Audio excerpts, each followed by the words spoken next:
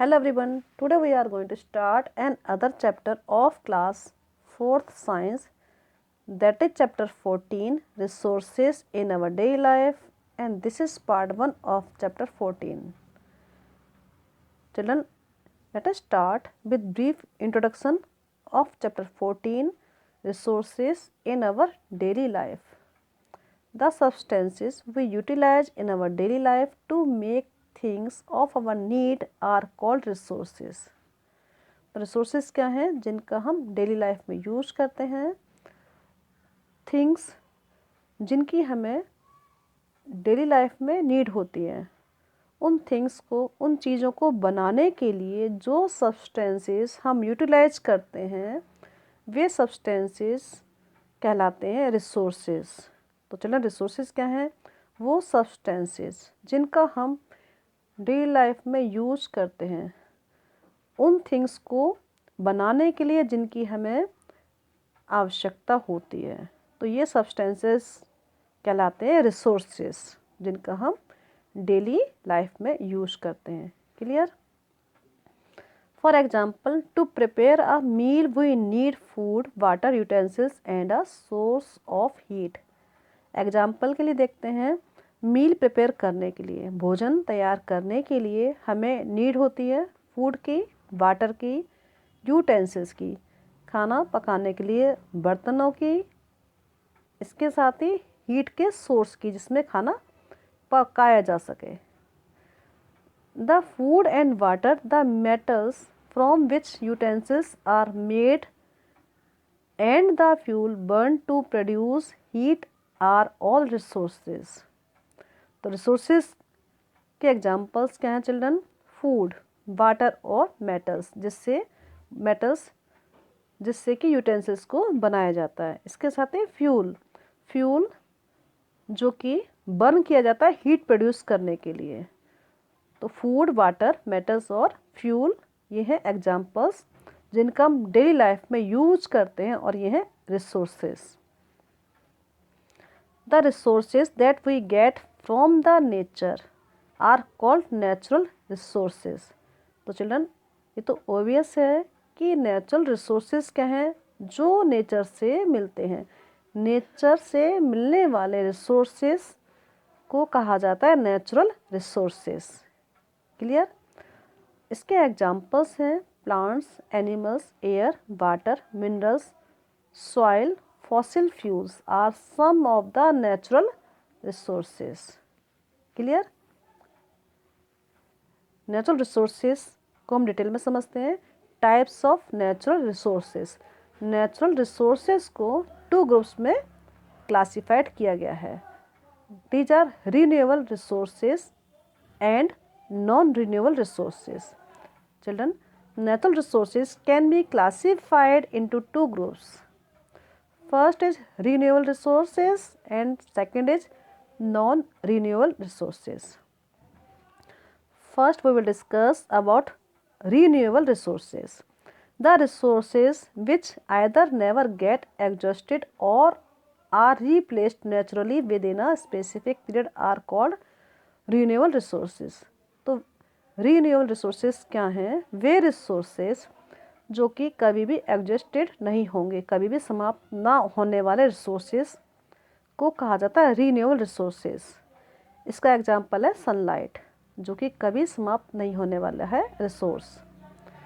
या वे रिसोर्सेज जिनको हम एक स्पेसिफिक टाइम पीरियड के अंदर रिप्लेस कर सकते हैं, जिन ऐसे रिसोर्सेज जिन्हें एक रीजनेबल टाइम के अंदर रिप्लेस किया जा सके, वे रिसोर्सेज कहलाते हैं रीन्यूएबल रिसोर्सेज, जिन्हें हम रीन्यू कर सकते हैं, रिप्लेस कर सकते हैं naturally. For example, sunlight is a renewable resource because it will never get exhausted.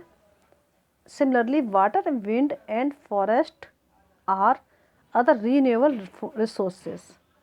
Children, जैसे कि मैंने अभी आपको एक्सप्लेन किया, सनलाइट एक ऐसा रिसोर्स है जो कि कभी समाप्त नहीं होगा। सनलाइट एक एग्जाम्पल है रीन्यूएबल रिसोर्स का जो कि कभी भी एग्जॉस्ट नहीं होगा। इसके साथ ही वाटर, विंड एंड फॉरेस्ट भी रीन्यूएबल रिसोर्सेज हैं जिसे एक स्पेसिफिक टाइम पीरियड के अंदर रिप्लेस किया जा सकता है।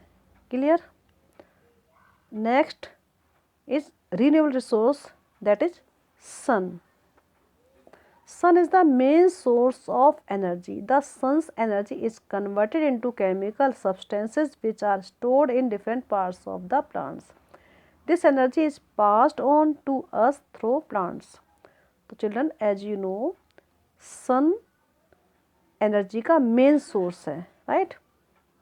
और sun की energy convert होती है chemical substances में, जो कि प्लांट्स के डिफरेंट पार्ट्स में, प्लांट्स के अलग अलग पार्ट्स में स्टोर हो जाती है। और इस एनर्जी का हम यूज करते हैं इनडायरेक्टली, जो केमिकल सब्सटेंसेस के रूप में सन एनर्जी प्लांट्स के डिफरेंट पार्ट्स में स्टोर होती है। उस एनर्जी का हम यूज करते हैं, जब हम प्लांट्स का यूज करते हैं तो ये एनर्जी हमारे तक पहुंचती है। तो सन एनर्जी का यूज डायरेक्टली और इनडायरेक्टली दोनों तरीके से किया जाता है। The sun's energy is also called solar energy. These days solar energy is being used as an alternative source of energy which does not pollute the environment. Solar energy का use एक energy के alternative source के रूप में आजकल किया जा रहा है, और ये एनर्जी जो कि एनवायरनमेंट को पोल्यूट नहीं करती है। और सन एनर्जी को कहा जाता है सोलर एनर्जी।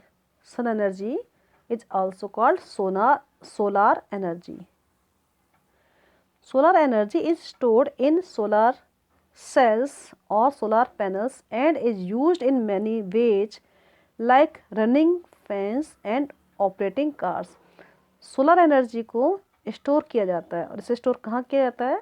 सोलर सेल्स में या सोलर पैनल्स में सन एनर्जी को, सोलर एनर्जी को स्टोर किया जाता है। और सोलर एनर्जी का यूज किया जाता है फैंस को चलाने के लिए या कार को ऑपरेट करने के लिए सोलर एनर्जी का यूज किया जाता है। Clear? Now next, renewable resource that is water. Children, as you know, life cannot exist without water. Water के बिना लाइफ एग्जिस्ट नहीं हो सकती है, right? It not only provides life to all, it is also a clean source of energy. The energy of running water is used for generating electricity. This is done by building dams across the rivers. Water सभी को life provide करता है, इसके साथ ही water energy का एक clean source है, और रनिंग वाटर की एनर्जी का यूज किया जाता है इलेक्ट्रिसिटी जनरेट करने के लिए. इलेक्ट्रिसिटी प्रोड्यूस करने के लिए रनिंग वाटर की एनर्जी का यूज किया जाता है. और इस एनर्जी का यूज कैसे किया जाता है? रिवर्स पर डैम्स बनाए जाते हैं जिससे कि इलेक्ट्रिसिटी जनरेट की जाती है. Next, renewable resource is wind. The energy of wind can be used to generate electricity, to draw underground water and operate floor mills. Wind energy can be put to use with the help of windmills. Children, wind energy का use electricity generate करने के लिए भी किया जा सकता है. इसके साथ ही अंडरग्राउंड वाटर को निकालने के लिए और फ्लोर मिल्स को ऑपरेट करने के लिए भी विंड एनर्जी का यूज किया जा सकता है. और विंड एनर्जी का यूज किया जा सकता है विंड मिल की हेल्प से. Next, renewable resource that is forest.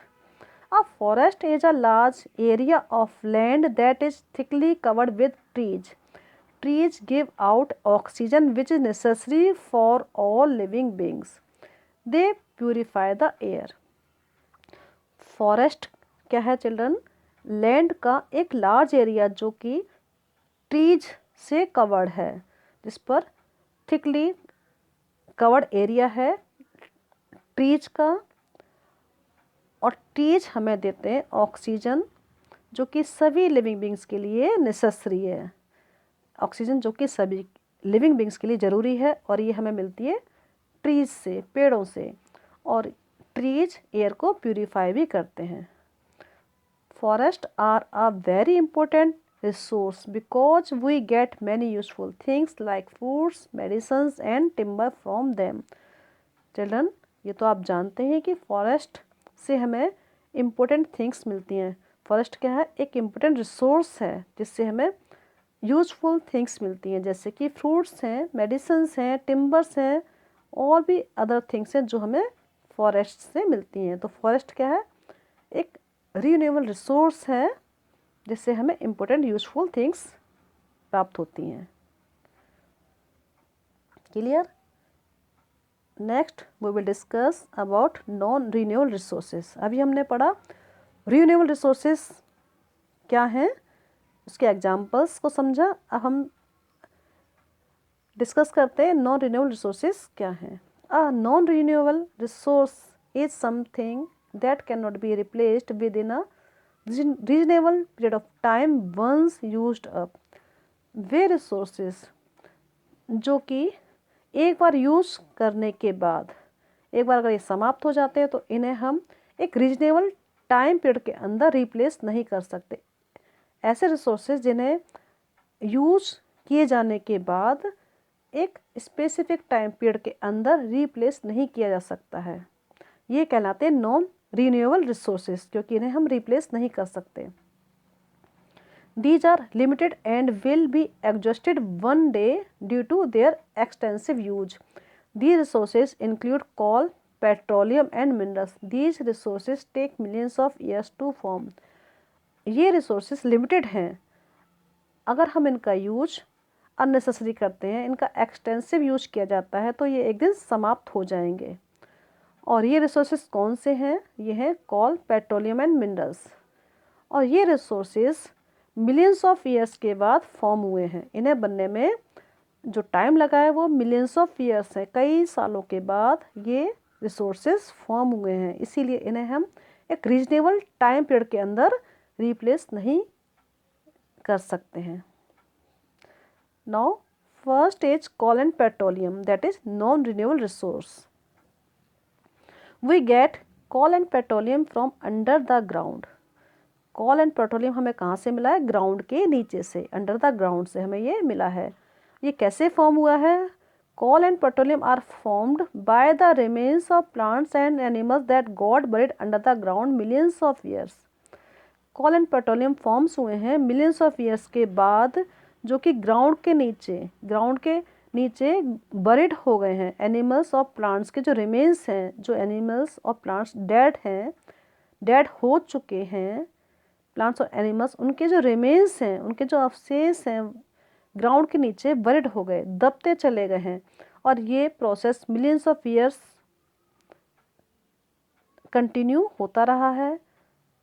Due to heat and pressure these dead plants and animals converted into coal and petroleum.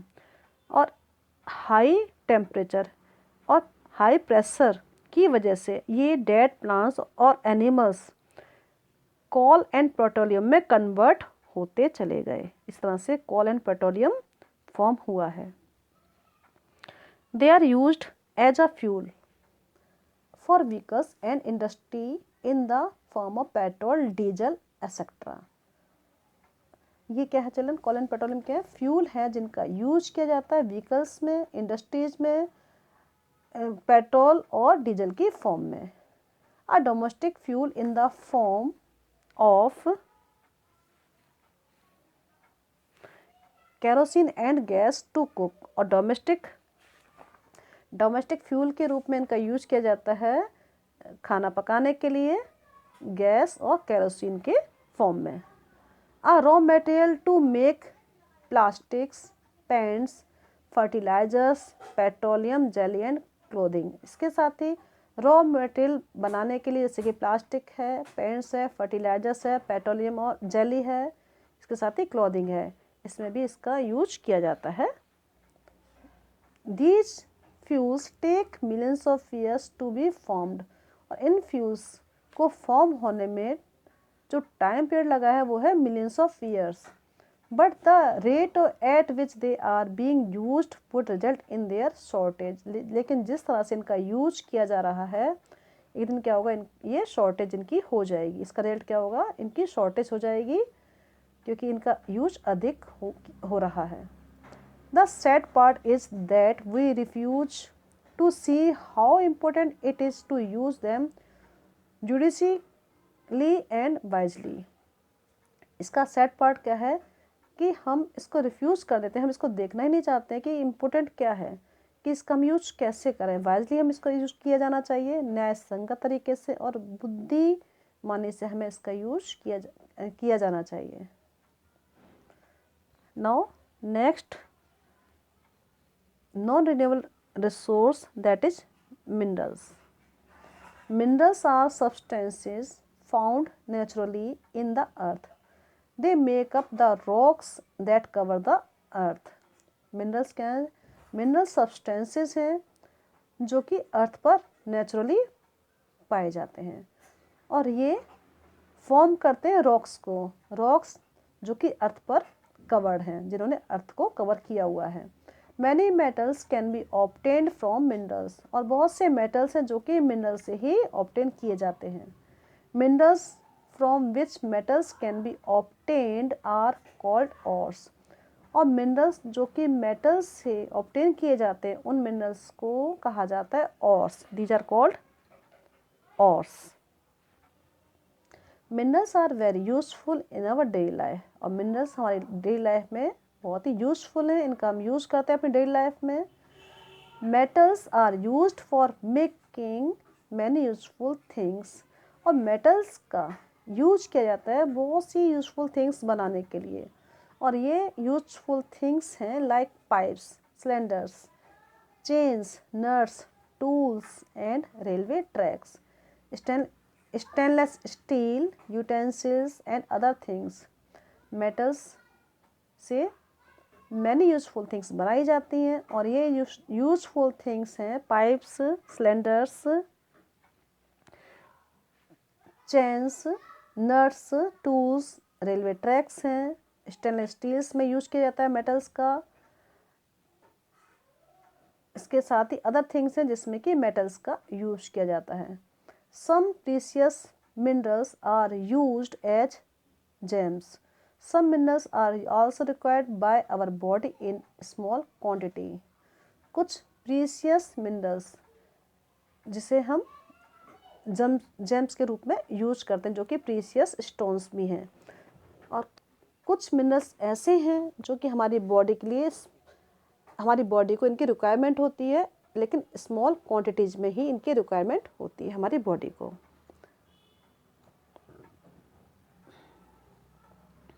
Clear children? This is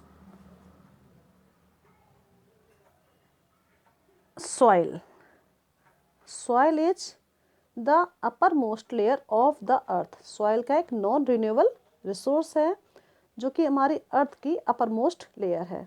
all plants grow in the soil and provide us life giving gas oxygen with fruits, vegetables, firewood, timber, etc.